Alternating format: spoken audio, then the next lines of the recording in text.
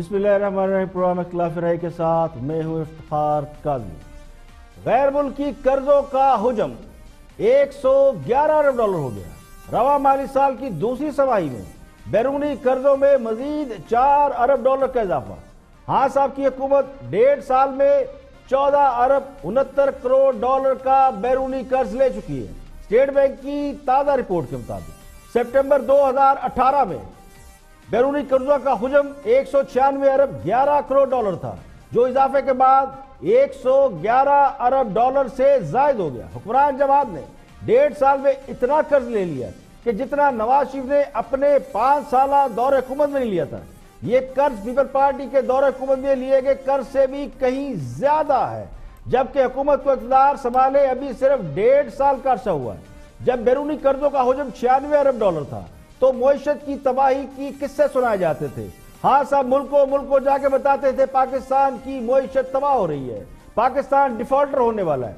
आज कर्जों का हुजम 111 अरब डॉलर से कहीं आगे निकल चुका है। हुकूमत के अभी 3.5 साल बाकी हैं तो मईशत की बेहतरी के किस्से सुनाए जाते हैं जो समझ से बालातर है। यानी चोर, डाकू, लुटेरे, गॉडफादर, सिसिलियन माफिया और मोदी के यार गद्दार के खिताबात पाने वाले नवाज शरीफ के 5 साल दौर में जितना कर्ज लिया गया, सादक, अमीन, मुहिब्बे वतन, ईमानदार हुकूमत ने सिर्फ 1.5 साल दौर हुकूमत में उससे कहीं ज्यादा कर्ज अवाम पर चढ़ा दिया है। जबकि मुल्की यानी अंदरूनी कर्जों का हुजम 40,993 अरब तक पहुंच गया है। तब्दीली सरकार ने इतना कर्ज ले लिया है कि अब कोई मुफ्त में हुकूमत में आना पसंद नहीं कर रहा। अपोजिशन ये चाहती है कि हाँ साहब को वही लोग घर भेजें जो उन्हें हुकूमत में लेकर आए, यानी जो लोग हाँ साहब को इक़्तिदार में लेकर आए हैं वही हाँ साहब को इक़्तिदार से रुखसती का रास्ता दिखाएं। इसका तरीक़ाकार क्या होगा? अपोजिशन के नजदीक मिड टर्म इंतखाबात, इन हाउस तब्दीली समेत कई फार्मूले हैं, लेकिन उसके साथ साथ अपोजिशन का यह भी ख्याल है, अपोजिशन से मुराद अपोजिशन की 2 बड़ी सियासी जमातें पीपल्स पार्टी और मुस्लिम लीग नून है। दोनों बड़ी सियासी जमातें समझती है कि जब खान साहब को घर भेज दिया जाए या तब्दीली की बात हो तो जिन कुव्वतों को इक़्तिदार में लाने का सिग्नल दिया जाए उन्हें भी वैसे ही सपोर्ट किया जाए जिस तरह खान साहब को सपोर्ट किया गया, क्योंकि आने वाली हुकूमत के लिए भी मुश्किलात बेइंतहा होंगी और उससे कहीं ज्यादा होंगी जितनी इस वक्त है। सिर्फ बैरूनी कर्जों का मामला नहीं है, बेरोजगारी इंतहा को पहुंच रही है। 10 लाख लोग बेरोजगार हैं, 12 लाख इस साल हो जाएंगे, 22 लाख लोग बेरोजगार के एज पे पहुंचे हैं। मईशत डाउन है, उसका पहिया चलाना, कारोबारी तबका जो एतमाद खो चुका है उसको कारोबार के लिए आमादा करना, उन्हें रिलीफ देना, तरक्याती मनसूबे बंद पड़े हैं, उन तरक्याती मनसूबों को मुकम्मल करना या नए सिरे से शुरू करना शामिल है। मुआशी माहिरीन के मुताबिक मुल्क की कर्जे GDP का 94.1% हो चुके हैं। पिछले 15 माह में लिया गया कर्ज माजी की तमाम हुकूमतों के कर्ज को पीछे छोड़ चुका है। स्टेट बैंक के सरकारी एदाद-ओ-शुमार को मुख्तलिफ हलकों में भी तशवीश की नजर से देखा जा रहा है। अब इसे खान साहब की सियासी हिकमत अमली समझें, खुशकिस्मती समझें, मजबूरी समझें, लेकिन खान साहब की हुकूमत को अपोजिशन से कोई खतरा नहीं। वैसे तो इसे मजबूरी समझा जाएगा कि साहब हुकूमतों का कर्ज उतारने के लिए मजीद कर्ज लिए गए, लेकिन खान साहब को इसका फायदा ही है कि अपोजिशन जमातें जो खुद को मुतबादिल उम्मीदवार के तौर पर देखती हैं वो भी कोई ऐसी कोशिश नहीं कर रही कि हुकूमत को घर भेज दिया जाए। मौलाना फजल रहमान के धरने से भी सियासी जमातों ने इसीलिए पसपाई इख्तियार कर ली थी कि भीड़ों के छत्ते में हाथ कौन डाले। तो लगता यूं है कि अपोजिशन इस इंतजार में है कि इक़्तिदार खुद ब खुद झोली में आन गिरे, इक़्तिदार के बाजीगर एक बार फिर अपने दर्दमंद होने का सबूत दे और दिल पर हाथ रखकर सोचे कि की कर बैठे हैं, अब ये घंटी किसके गले में बांधी है। हुक्मरान जमात से तो ये उम्मीद है कि वो जितनी देर इक़्तिदार में रहेंगे कर्ज पर कर्ज लेते रहेंगे। कर्जों से जान छूटती नजर नहीं आती, ना ही कर्जों से निकलने का कोई प्लान नजर आता है।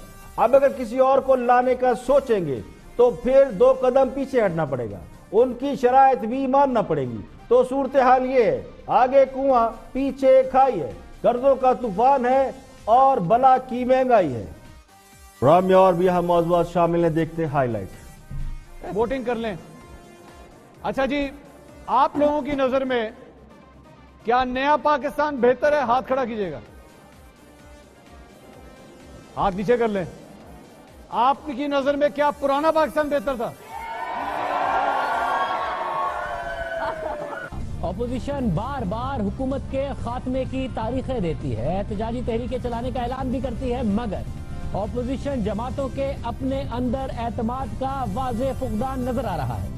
مولانا فضل الرحمان اپوزیشن جماعتوں کی آزادی مارچ میں بھرپور شرکت نہ کرنے پر ناراض ہیں، شکوے شکایتیں کر رہے ہیں، جبکہ بلاول بھٹو زرداری نے مریم نواز کی خاموشی اور شہباز تقسیم ہوتا جا رہا ہے. ایک اور خبر بھی، اور وہ یعنی صاحب ایک اور خبر میں آپ سے شیئر کروں کہ وزیر اعظم عمران نے یہ بھی ٹاسک دیا ہے، ذمہ لگایا ہے کسی کے، کہ یہ پتہ کریں کہ شریف فیملی جن کے ساتھ بارگیننگ پلی بارگین شروع ہوئی تھی $5 ارب سے، اور وہ $5 ارب انہوں نے اپنی زبان سے اپنے منہ سے کہا تھا کہ $5 ارب لیں.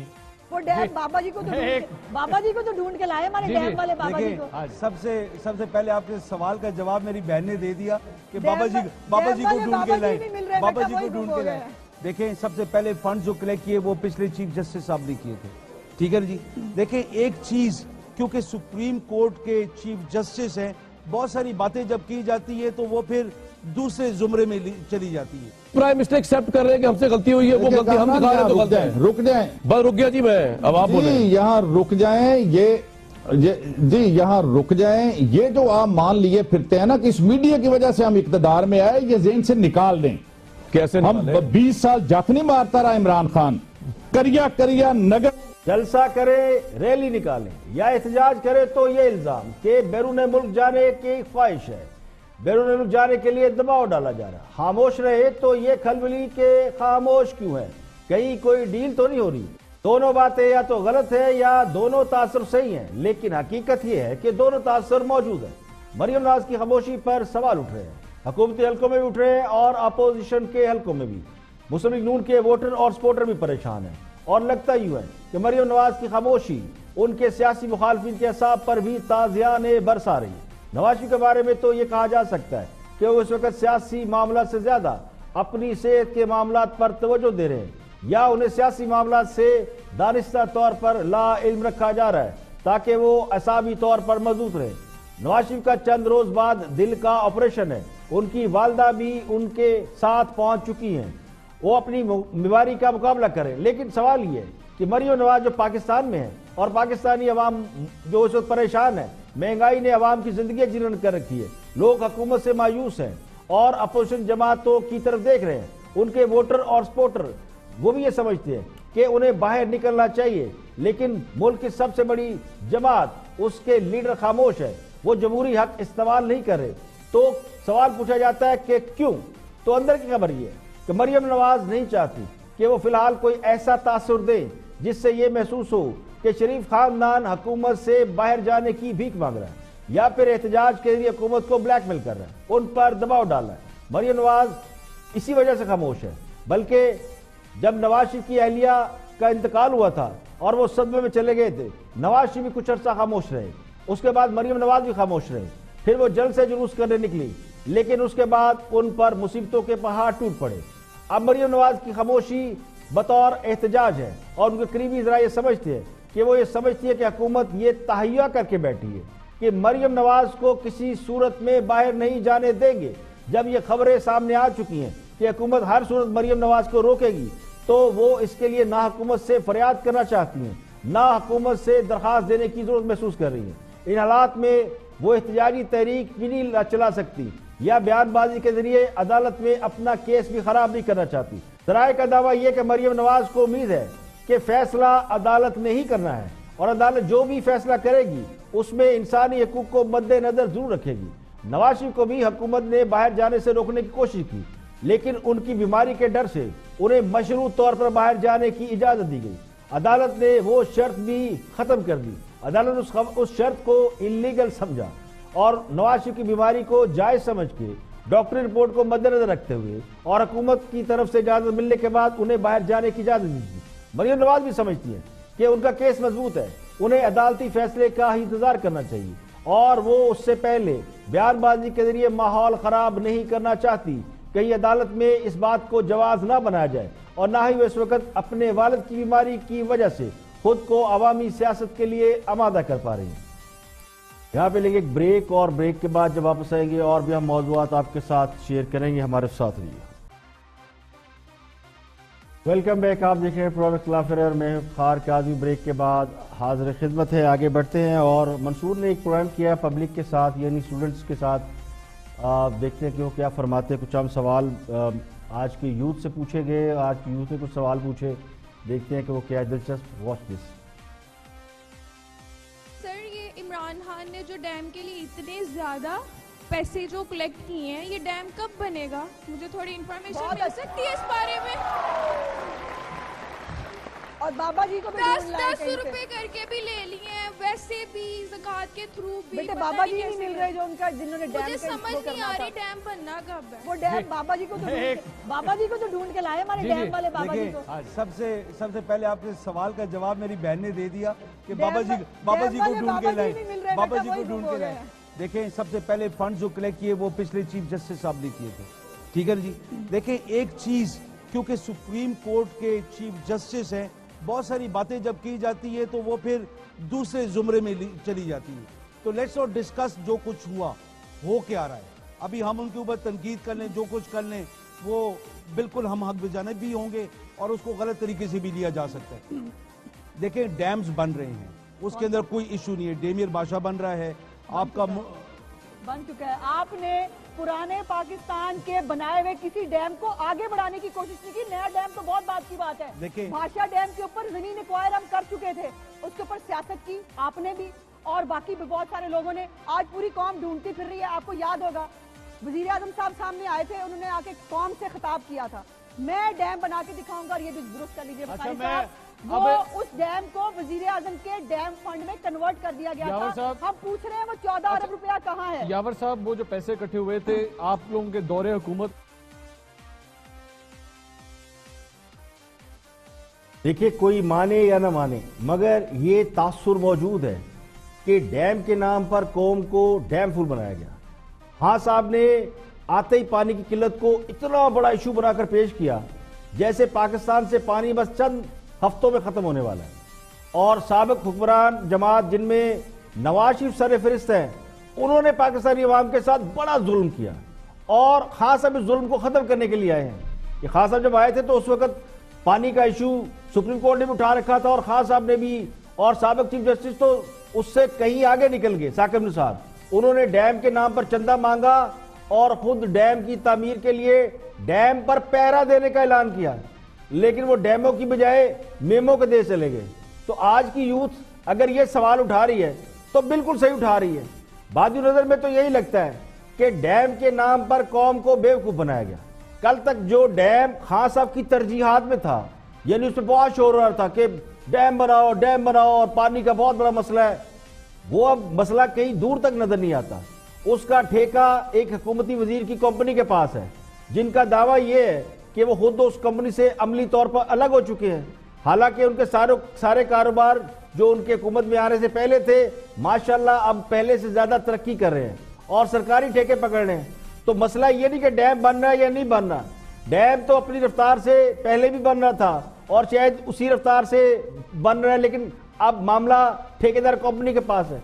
مسئلہ تو اس ایشو کا ہے جو اس وقت یہ تاثر دیا گیا کہ فوری ڈیم نہ بنے تو پیاسے مر جائیں گے، ان کی ترجیحات میں سے ڈیم کہاں گیا؟ تو یہ ہوتا ہے جانے والوں پر الزام کیسے لگاتے ہیں۔ تو ثاقب نثار چلے گئے تو اب یہ مدعا ان کے سر پہ پڑ گیا۔ اب اسی پروگرام میں منصور علی خان نے آن دا اسپاٹ اسٹوڈنٹ سے یہ پوچھا کہ نیا پاکستان اچھا ہے یا پرانا، تو اس کا جواب کیا ملا وہ بھی دیکھتے ہیں۔ اچھا جی، آپ لوگوں کی نظر میں کیا نیا پاکستان بہتر ہے؟ ہاتھ کھڑا کیجئے گا، ہاتھ نیچے کر لیں۔ آپ کی نظر میں کیا پرانا پاکستان بہتر تھا؟ ووٹنگ۔ اب خان صاحب کا الزام یہ ہے کہ میڈیا ان کے خلاف سازش کرتا ہے اور لوگوں کے منہ میں زبردستی مائک ٹھوستا ہے۔ تو اس کلپ میں اگر آپ دیکھیں تو کسی کے منہ میں زبردستی مائک نہیں ٹھوسا گیا، لیکن بچے اپنی رائے کا اظہار کر رہے ہیں۔ تو زبان خلق کو نکارہ خدا سمجھے، رائے عامہ یہ بتا رہی ہے، رائے عامہ ظاہر کر رہی ہے، اور بقول اس پروگرام کو کنڈکٹ کرنے والوں کے تقریباً 80% سے زائد اسٹوڈنٹس یا یوتھ کے خیال میں پرانا پاکستان بہتر تھا۔ تو یہ حکومت کی آنکھیں کھولنے کے لیے کافی ہے، لیکن چونکہ میرے محبوب وزیر اعظم اور وزراء کا یہ دعویٰ ہے کہ وہ تو ٹی وی دیکھتے ہی نہیں، وہ اخبار بھی نہیں پڑھتے، سوشل میڈیا انہیں اچھا نہیں لگتا کیونکہ سوشل میڈیا ان پر تنقید کر رہا ہے، تو پھر انہیں حقیقی صورتحال کا اندازہ کیسے ہوگا؟ اب حکمران جماعت کے ووٹر اور سپورٹر یعنی تبدیلی کے خواہش مند خواتین و حضرات کو یہ چاہیے کہ وہ اپنی لیڈرشپ کو یہ بتائیں کہ حقائق کیا ہے اور گراؤنڈ ریئلٹی کیا ہے۔ کبوتر کی طرح آنکھیں بند کر دینے سے خطرہ نہیں ٹل جاتا۔ آگے چلتے جی، ہمارے دوست ہیں ان کے بھی دل کی سنتے ہیں، صابر شاکر گفتگو کر رہے ہیں، دیکھتے ہیں کہ ان کے پاس کیا خبر ہے اور وہ اس خبر کا پس منظر کیا ہے۔ موشنس اور وہ یعنی صاحب ایک اور خبر میں آپ سے شیئر کروں کہ وزیر اعظم عمران خان نے یہ بھی ٹاسک دیا ہے، ذمہ لگایا ہے کسی کے، کہ یہ پتہ کریں کہ شریف فیملی جن کے ساتھ پلی بارگین شروع ہوئی تھی $5 ارب سے، اور وہ $5 ارب انہوں نے اپنی زبان سے اپنے منہ سے کہا تھا کہ $5 ارب لیں اور ہمیں جانے دیں، تو پھر وہ کون سے عناصر تھے کہ جنہوں نے شریف فیملی سے کہا کہ آپ فی الحال خاموش رہیں اور آپ کو کچھ دینا نہیں پڑے گا اور ہم آپ کو فیسیلیٹیٹ کریں گے اور آپ کے لیے ایسے راستے بنائیں گے کہ آپ بغیر کچھ لیے دیے نکل جائیں گے۔ وزیر اعظم عمران خان نے یہ بھی ٹاسکنگ کر دی ہے کہ جناب پتہ لگایا جائے کہ یہ $5 ارب تو اپنے منہ سے کہہ رہے تھے،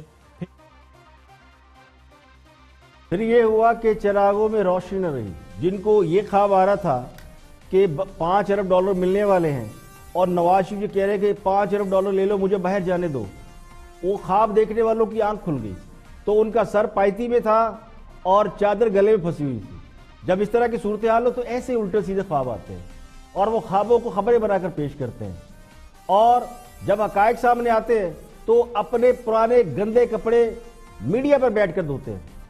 عوام کو یہ پتہ چل گیا ہے کہ دروغ و جھوٹے اور پروپیگنڈے کی بنیاد پر عوام کو مس گائیڈ کیا گیا۔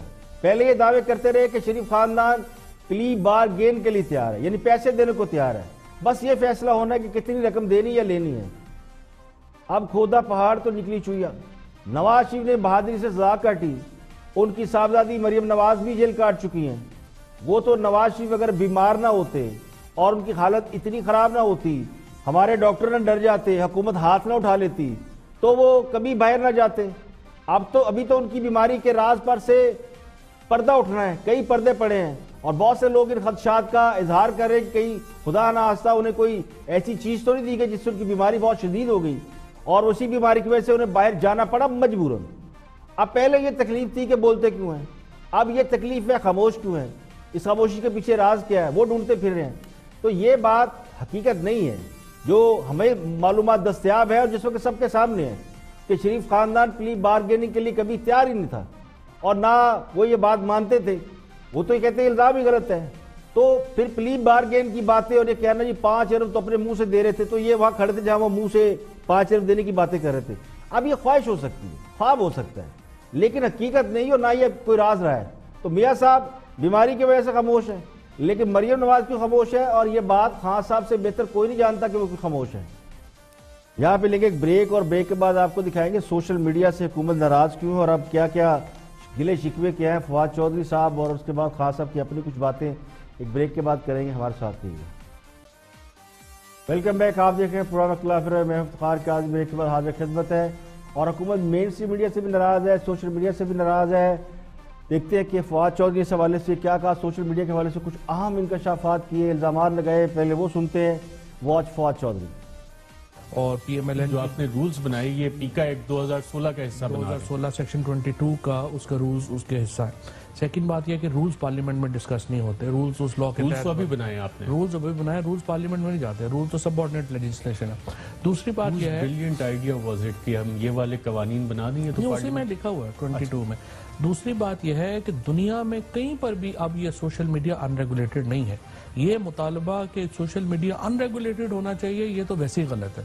Social media has to be regulated, media needs to be regulated. बहस इस पे होनी चाहिए कि रेगुलेशन ऐसी हो कि हुकूमत उसको मिसयूज ना कर सके। मेरे पास ये, अगर मैं गवर्नमेंट में बैठा हुआ हूँ तो मेरे पास ये इख्तियार नहीं होना चाहिए कि मैं अपनी, मेरे ऊपर जो क्रिटिसिज्म है मैं उसको रोक सकूं लॉ को मिसयूज करते हुए। सो ये बहस ना आप करें कि रेगुलेशन ही नहीं होनी चाहिए। मुझे पता है, आपको पता है, 30-30 हज़ार रुपए के ऊपर ट्विटर के ऊपर, फेसबुक के ऊपर ग्रुप बने हुए हैं, आप उनको पैसे दें, वो पूरा दिन आपके खिलाफ जमातों ने बनाए हुए, इदारों ने बनाए हुए, इंडिविजुअल्स ने बनाए हुए, बिजनेस कंपनीज ने बनाए हुए, अब तो ये सारी चीजें बनी हुई हैं। हाँ, तो ये क्या राइट ऑफ डिग्निटी और राइट ऑफ ऑनर के हक में?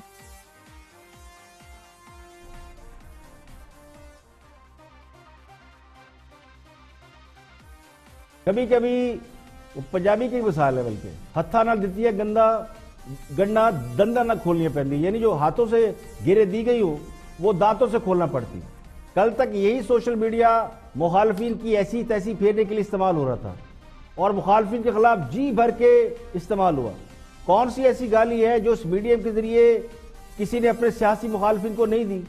आज उसी घर को आग लग रही है घर के चिराग से, यानी आज हुक्मरान जमात उसी सोशल मीडिया की तपश और हिद्दत फील कर रही है। और इज्जत की बात वो लोग कर रहे हैं जिन्हें दूसरों की इज्जत नफ्स का इतना ख्याल है कि शादी ब्याह की तकरीबात में भी सामना हो जाए तो थप्पड़ मार देते हैं अगले को। अब सवाल यह है कि चंद रोज पहले तो खान साहब की अपनी एक वीडियो मंजर आम पर आई थी जिसमें वो सोशल मीडिया की टीम को ये हदायत देते पाए गए कि पै जाओ, यानी मुखालिफिन को पढ़ जाओ, खासकर उन्हें जो बुशरा बीबी से मुतल्लिक कमेंट्स कर रहे थे।